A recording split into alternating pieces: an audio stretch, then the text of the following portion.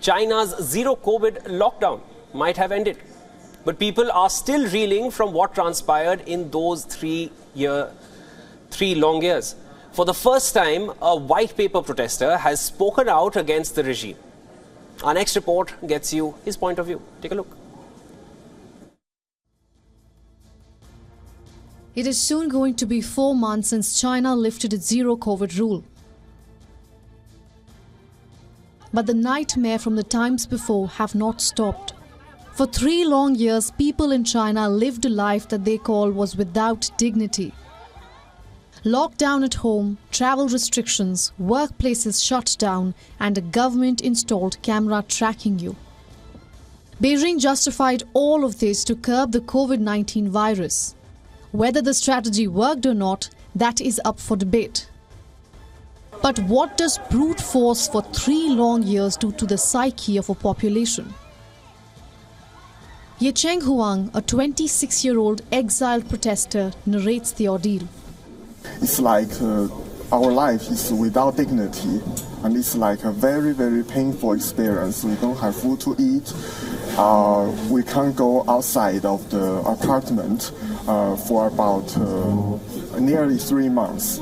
And the government is cheating us. Like they first say that we are only going to lock you down for 3 days.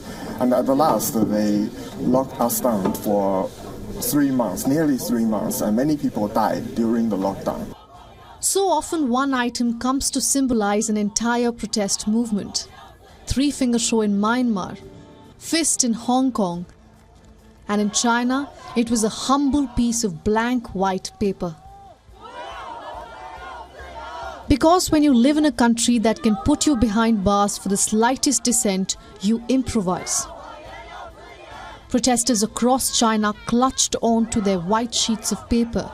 They were raised in the air and scattered across the streets. While saying nothing, they said everything. But even that came at a cost. Dazed and terrified Ye Cheng barely managed to escape his arrest. I was put upside down, and my chin is on the ground, cement ground, and my shoes and glasses were lost in the Urumqi Road, middle Urumqi Road. And at that 1 minute is the most frightened minute in my life. He surely was the lucky one. While he was escaping, he saw what could have been his fate. Protesters were thrown inside police buses. Authorities slapped and beat females, and no official provided a reason for the assault. 4 months after this, Ye Cheng fled to Germany. He is one of the first to publicly reveal his identity and speak up.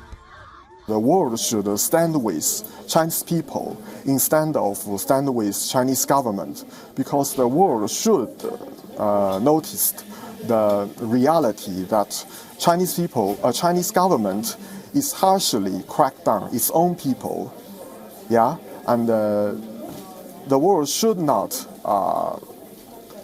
support Chinese government anymore. Ye Cheng has become a voice far away from home. It unmasks how far Xi Jinping can go to clamp down on dissent. Beijing has not commented on the arrests till now. But the president did refer to the quote-unquote frustrated students behind lifting the lockdown. The movement might have ended. However, every protest in China is coming at a huge cost for the residents. Some are fleeing the country, others are sitting in jail, and a few have paid the price with their lives.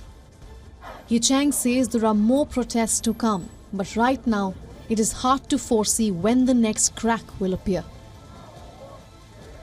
Bureau Report, WION, World is One.